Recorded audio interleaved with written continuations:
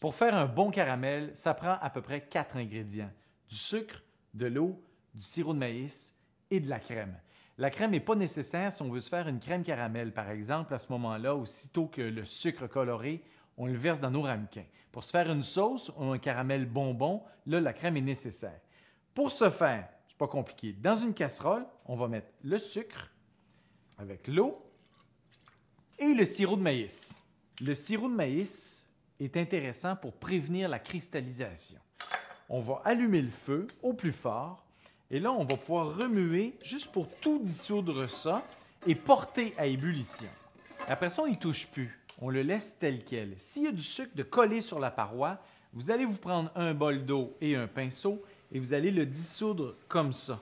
Ça va éviter au sucre de cristalliser plutôt que de caraméliser.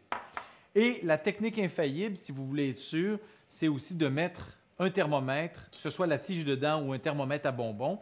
Pour atteindre un caramel clair, c'est 170 Celsius. Donc, on va attendre que ça cuise.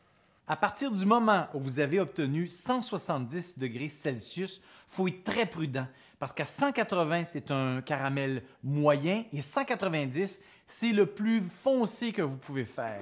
Sinon, c'est brûlé. Parfait. On ajoute la crème.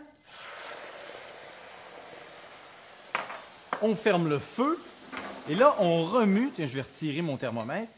On remue vraiment juste pour dissoudre le caramel qui, à cause de la crème, a refigé. Ah, ça sent bon.